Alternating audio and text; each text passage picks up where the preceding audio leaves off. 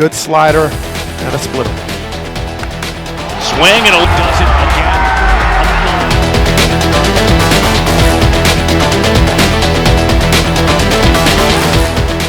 October 1976. The most dominant dynasty in baseball history was about to face their greatest humiliation. The New York Yankees, 22 World Series championships, the Bronx Bombers, baseball royalty, were supposed to steamroll through the World Series like they always did. But standing in their way was a Cincinnati Reds team so perfectly built, so ruthlessly efficient, that they called themselves the Big Red Machine. What happened next wasn't just a World Series. It was a 4-game execution that proves even the mightiest dynasties can fall. This is a story of how the Big Red Machine dismantled the Bronx Bombers and why this rivalry still ignites the most heated debates among baseball fans today. The 1976 World Series wasn't just about two great teams. It was about two completely different philosophies of baseball. The Yankees represented old-school power and prestige. The Reds, they were the future, speed, precision, and a lineup so deep that Hall of Famers batted seventh. By the end of this story, you'll understand why this 4-game sweep remains one of the most controversial topics in baseball history, why Yankees fans still can't explain what happened, and how the Big Red Machine proved that sometimes perfect execution beats legendary tradition. Let's go back to 1976. America was celebrating its bicentennial, and baseball was about to witness a collision between two titans that couldn't have been more different. The New York Yankees were baseball's most storied franchise, winners of 22 World Series titles dating back to Babe Ruth and Lou Gehrig. They were the Bronx Bombers, a team built on power, prestige, and the unshakable belief that pinstripes meant victory. But there was something different about these Yankees. This wasn't the dynasty of the 1950s and early 1960s. This was a team trying to reclaim its throne after more than a decade of mediocrity. Since their last World Series championship in 1962, the Yankees had watched other teams dominate October. The Baltimore Orioles, the Oakland Athletics, and most painfully, the upstart New York Mets had all tasted championship glory while the Yankees struggled to stay relevant. The 1976 season changed everything for New York. Under manager Billy Martin, the Yankees had finally returned to their winning ways, capturing their first American League pennant since 1964. The lineup featured Thurman Munson, the gritty catcher who embodied everything Yankees fans loved about their team. Chris Chambliss provided steady power at first base. Greg Nettles anchored third base with his spectacular glove and surprising pop. And in the outfield, Mickey Rivers brought speed while Roy White provided veteran leadership. The pitching staff was anchored by Catfish Hunter, the former Oakland Athletics ace who had signed with the New York Yankees as a free agent. Ed Figueroa gave them a reliable second starter, while Sparky Lyle dominated from the bullpen with his devastating slider. This was a team built to win now, assembled with the kind of veteran talent that knew how to perform in October. But for all their tradition and talent, the Yankees were about to face something they had never encountered before, a team that actually might be better than them in every single aspect of the game. The Cincinnati Reds weren't just a great baseball team. They were a perfectly engineered machine designed to destroy opponents through relentless execution. Managed by Sparky Anderson, who would later be nicknamed Captain Hook for his quick trigger with pitchers, the Reds had built something unprecedented in baseball history. This wasn't just a collection of great players. This was a roster so deep, so talented, and so perfectly constructed that they made winning look effortless. The heart of the Big Red Machine was its infield, and it started with Johnny Bench behind the plate. Bench wasn't just the best catcher in baseball. He was arguably the best catcher who had ever lived. His arm was so strong that runners simply stopped trying to steal second base. His power was so devastating that he could change the complexion of any game with one swing. And his leadership was so complete that even veteran superstars deferred to his judgment. At first base, Tony Perez provided the kind of clutch hitting that championship teams require. Perez was the ultimate professional, a player who seemed to save his best performances for the biggest moments. His teammates called him the Dog because of his relentless work ethic and his ability to come through when the pressure was the highest.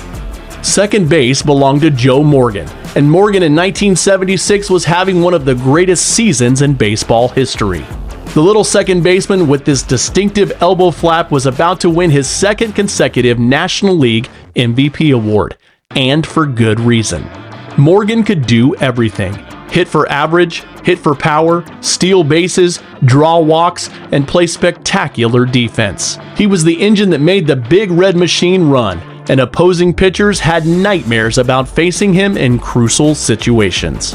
At shortstop, Dave Concepcion provided Gold Glove defense and surprising offensive production.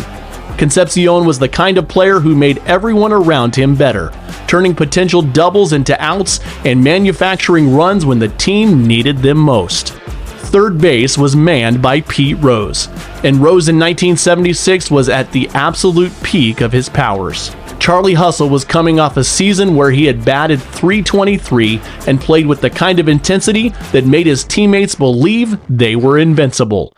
Rose didn't just play baseball, he attacked it, diving headfirst into bases, sprinting to first base on walks, and bringing an energy that was absolutely infectious. The outfield was where the Reds' depth became almost unfair. In left field, George Foster was developing into one of the most feared power hitters in the National League. Foster's swing was perfectly suited for Riverfront Stadium, and his ability to drive in runs in clutch situations made him the perfect complement to the Reds' other stars. Center field belonged to Cesar Geronimo, whose defensive skills were so spectacular that he made impossible catches look routine. Geronimo could cover ground like few players in baseball history, and his arm was strong enough to prevent runners from taking extra bases. Right field was patrolled by Ken Griffey Sr., a player whose speed and baseball intelligence made him one of the most complete players in the game. Griffey could steal bases, hit for average, and play defense at an elite level. The fact that a player of his caliber was batting seventh in the Reds lineup showed just how deep this team really was. But the Big Red Machine wasn't just about individual talent. It was about how all these pieces fit together. The Reds played a style of baseball that was both beautiful and terrifying. They could beat opponents with power, manufacturing runs with speed and intelligence, or simply wear them down with relentless pressure. They led the National League in runs scored, stolen bases, and team batting average. Their pitching staff, led by Gary Nolan, Pat Zachary, and Don Goulet, was deep and reliable. And their bullpen, anchored by Will McEnany and Pedro Borbon, could shut down opponents in the late innings. The 1976 regular season had been a showcase of the Reds' dominance. They won 102 games, finishing 10 games ahead of the Los Angeles Dodgers in the National League West. They swept the Philadelphia Phillies in the National League Championship Series, outscoring them 19-9 in 3 games.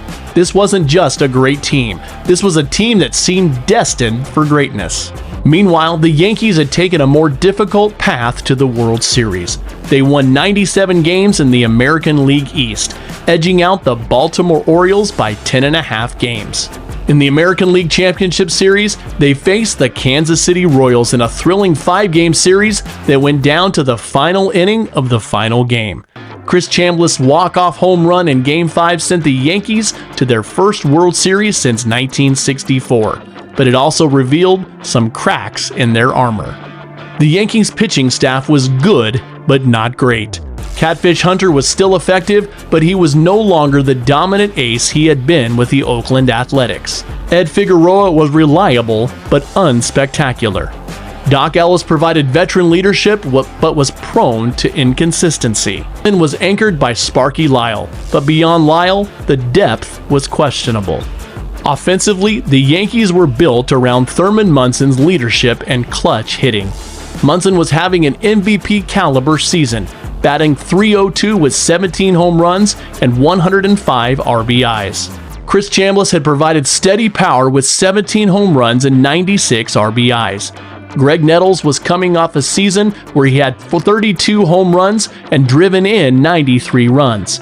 But for all their talent, the Yankees lacked the depth and versatility of the Big Red Machine. The stage was set for a classic confrontation, the sport's most successful franchise trying to reclaim its throne against a team that represented the future of baseball. The Yankees brought tradition, experience, and the mystique of pinstripes. The Reds brought talent, depth, and a confidence that bordered on arrogance. But there was something else at stake in this World Series, something that went beyond wins and losses. This was a clash between two different eras of baseball. The Yankees represented the old way of doing things: power hitting, veteran leadership, and the belief that tradition and experience would always triumph. The Reds represented something new: speed, athleticism, and a scientific approach to the game that emphasized getting the most out of every player's abilities. Game 1 took place at Riverfront Stadium in Cincinnati, and from the very first pitch, it was clear that this World Series would be unlike anything baseball fans had ever seen before. The atmosphere was electric, with over 54,000 fans packed into the stadium to watch their Big Red Machine take on the legendary Yankees. Sparky Anderson chose Don Goulet as his starting pitcher for Game 1, and the decision proved to be brilliant. Goulet was a left-handed pitcher with a devastating fastball and the kind of competitive fire that thrived in big moments. He had gone 11-3 during the regular season with a 3.00 ERA, and he was ready for the biggest start of his career. Billy Martin countered with Doyle Alexander, a right-handed pitcher who had been acquired from the Baltimore Orioles late in the season. Alexander was a solid pitcher, but he was also making his first World Series start, and the pressure of pitching in Cincinnati's hostile environment was about to prove overwhelming. The game started innocently enough, with both pitchers retiring the side in order in the first inning. But in the bottom of the second inning, the Big Red Machine began to show why they were so feared. Pete Rose led off with a single, immediately putting pressure on Alexander and the Yankees' defense. Johnny Bench followed with another single, and suddenly the Yankees found themselves in trouble with runners on first and second and nobody out. Tony Perez came to the plate next, and Perez was exactly the kind of hitter who thrived in these situations. The veteran first baseman worked the count 2-1, then drove a fastball into the gap in right center field. Rose scored easily from second base, and Bench raced around to third. The Reds had drawn first blood, and Riverfront Stadium erupted in celebration. George Foster followed with a sacrifice fly that scored Bench, giving the Reds a 2-0 lead. In the span of 4 batters, the Big Red Machine had demonstrated everything that made them so dangerous. Rose's ability to get on base, Bench's clutch hitting, Perez's run-producing ability, and Foster's power. The Yankees were already in a hole, and the game was barely 20 minutes old. Alexander settled down after that, but the damage was done. The Reds had seized control of the game, and their confidence was growing with every pitch. Goulet, meanwhile, was dominating the Yankees lineup with a combination of fastballs and breaking balls that kept hitters off balance throughout the game. The Yankees managed to score a run in the 4th inning when Chris Chambliss doubled and scored on a single by Greg Nettles, cutting the Reds' lead to 2-1. For a moment, it seemed like the Yankees might be able to mount a comeback, but the Big Red Machine had an answer for everything. In the bottom of the 5th inning, Joe Morgan stepped to the plate with 2 runners on base and the crowd on its feet. Morgan had been the National League MVP in 1975, and he was having an even better season in 1976. He was the kind of player who seemed to save his best performances for the biggest stages, and this was the biggest stage of all. Alexander tried to challenge Morgan with a fastball, but Morgan was ready for it. He turned on the pitch and drove it deep into the right field seats for a 3-run home run that gave the Reds a 5-1 lead. As Morgan circled the bases, the crowd at Riverfront Stadium reached a fever pitch. The Big Red Machine was doing what it did best, taking control of a game and never letting go. The Yankees tried to mount a comeback in the later innings, but Goulet was too strong and the Reds' bullpen was too deep. Will McEnany came in to close out the game, striking out the final 2 Yankees batters to preserve a 5-1 victory for Cincinnati. Game 1 had been a statement by the Big Red Machine. They had out-hit the Yankees 9-5, outpitched them and out-executed them in every phase of the game. More importantly, they had shown that they weren't intimidated by the Yankees' tradition or reputation. This was a Cincinnati team that believed it was better than New York, and they had 45 minutes of baseball to prove it. Game 2 was supposed to be the Yankees' chance to even the series. Billy Martin chose Catfish Hunter as his starting pitcher, and Hunter was the kind of veteran who had thrived in big games throughout his career. He had won 5 World Series games with the Oakland Athletics, and he knew how to pitch under pressure. If anyone could slow down the Big Red Machine, it was Hunter. Sparky Anderson countered with Gary Nolan, a right-handed pitcher who had been one of the most consistent starters in the National League. Nolan wasn't overpowering, but he was smart, crafty, and he knew how to pitch to contact. More importantly, he had the kind of calm demeanor that wouldn't be rattled by the pressure of pitching in a World Series. The game started as a pitcher's duel, with both Hunter and Nolan retiring batters efficiently through the first 3 innings. But in the bottom of the 4th inning, the Reds began to apply the kind of pressure that had made them so successful all season long. Ken Griffey Sr. led off the inning with a single, immediately putting a runner on base and forcing Hunter to pitch from the stretch. Dave Concepcion followed with another single, and suddenly the Yankees found themselves in a familiar position, facing the heart of the Reds lineup with runners in scoring position. Pete Rose came to the plate next, and Rose was having the kind of World Series that defined his career. He had already collected 3 hits in Game 1, and he was seeing the ball as well as he ever had. Hunter tried to challenge Rose with a fastball, but Rose was ready for it. He lined a single into left field that scored Griffey and gave the Reds a 1-0 lead. Joe Morgan followed with a walk, loading the bases and bringing Johnny Bench to the plate. Bench was the kind of hitter who lived for moments like this. He had already driven in 2 runs in Game 1, and he was looking to add to his total. Hunter tried to pitch around Bench, but Bench was too good a hitter to be fooled. He worked the count to 3-1, then drove a fastball into the gap in left center field for a 2-run double that gave the Reds a 3-0 lead. The Yankees were in serious trouble. They were down 3-0 in Game 2, and they were facing the prospect of going back to New York down 2-0 in the series. More troubling was that the way that the Reds were dismantling their pitching. Hunter was supposed to be their ace, their most reliable starter, and the Big Red Machine was making him look ordinary. The Yankees managed to score a run in the 6th inning when Thurman Munson doubled and scored on a single by Chris Chambliss, cutting the Reds' lead 3-1. But once again, the Big Red Machine had an answer. In the bottom of the 7th inning, Tony Perez stepped to the plate with a runner on second base and the crowd urging the Reds towards another victory. Perez had been clutch all season long, and he was about to deliver another crucial hit. He drove a 1-0 fastball over the left field wall for a 2-run home run that gave the Reds a 5-1 lead and effectively ended any hope of a Yankees comeback.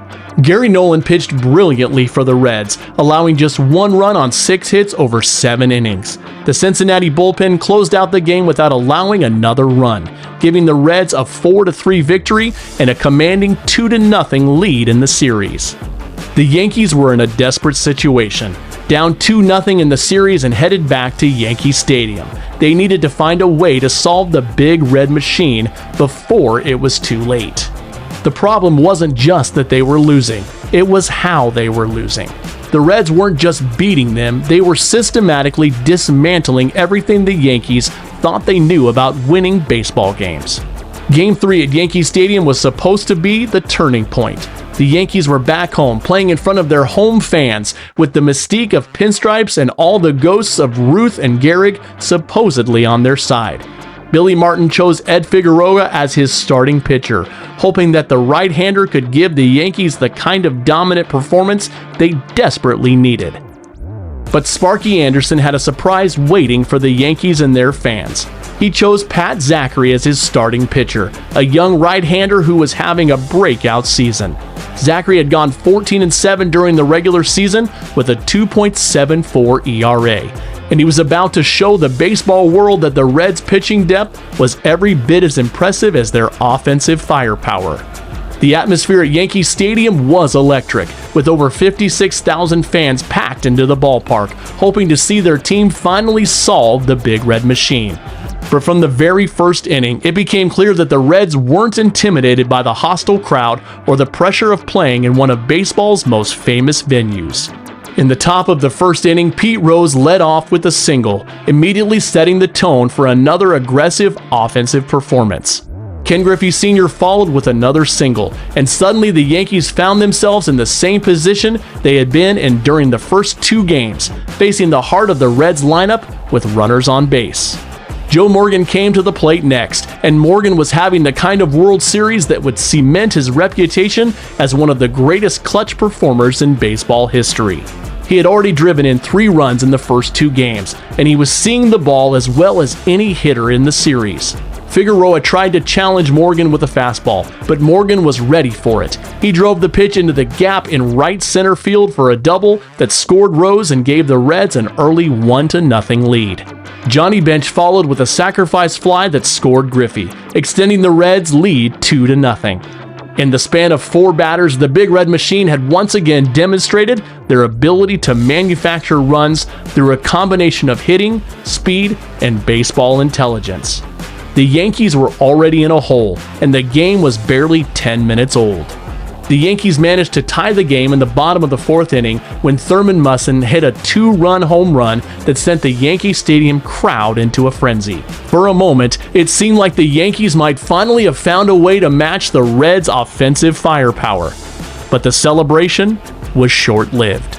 In the top of the 6th inning, the Big Red Machine delivered the kind of devastating blow that had become their trademark. With 2 runners on base and 2 outs, Dan Driessen stepped to the plate as a pinch hitter. Driessen was the kind of player who exemplified the Reds' depth, a talented hitter who could come off the bench and deliver in crucial situations. Figueroa tried to get Driessen to chase a slider out of the strike zone, but Driessen was too disciplined.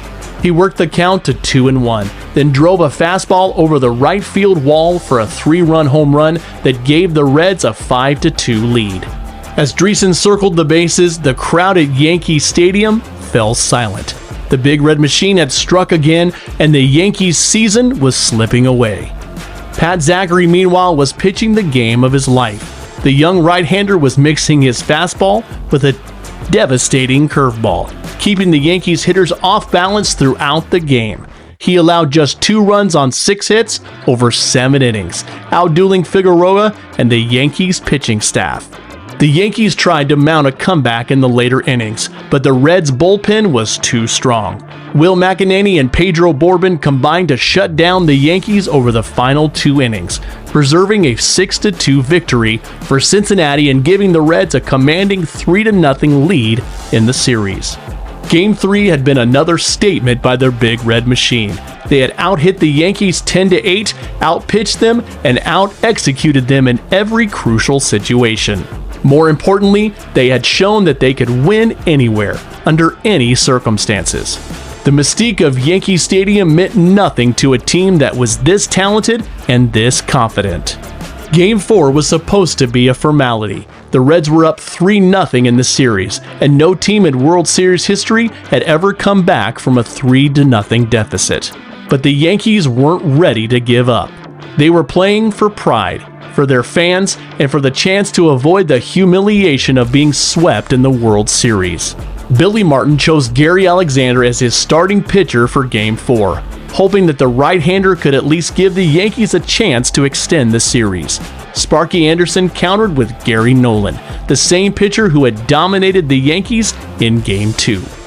Anderson was taking no chances. He wanted to close out the series as quickly as possible. The game started as another pitcher's duel, with both Alexander and Nolan retiring batters efficiently through the first 2 innings. But in the top of the 3rd inning, the Big Red Machine began to apply the same relentless pressure that had characterized their entire World Series performance. Johnny Bench led off the inning with a single, immediately putting a runner on base and forcing Alexander to pitch from the stretch. Tony Perez followed with a double that put runners on 2nd and 3rd with nobody out.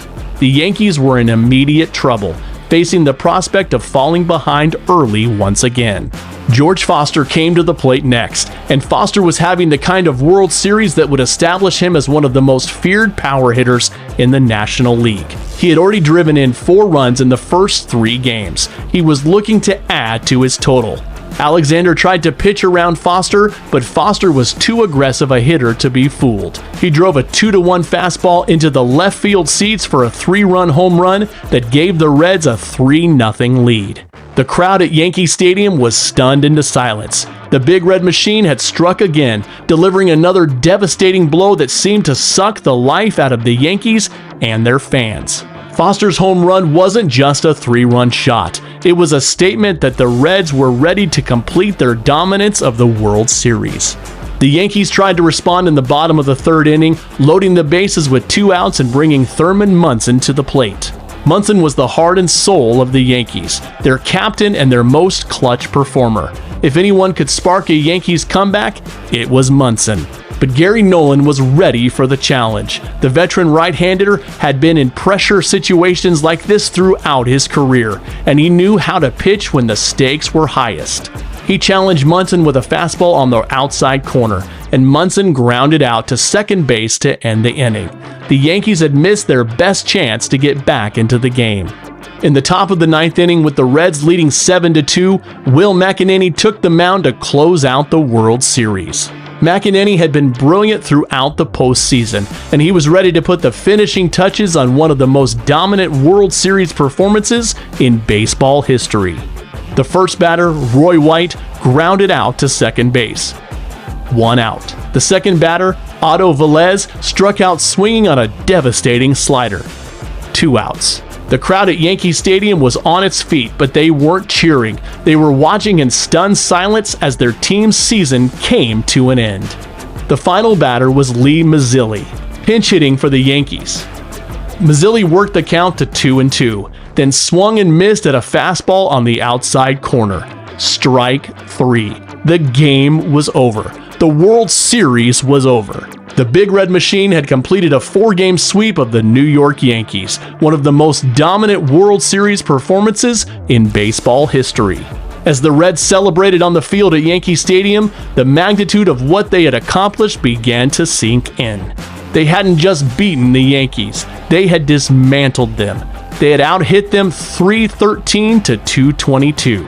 They had outscored them 22-8. They had outpitched them, outfielded them, and out-executed them in every phase of the game. The statistics told the story of complete domination. Joe Morgan had batted .333 with 5 RBIs and was named World Series MVP. Johnny Bench had driven in 6 runs and caught every game flawlessly. Tony Perez had provided clutch hitting throughout the series. Pete Rose had collected 9 hits and played with his characteristic intensity. The entire Reds lineup had contributed to the victory.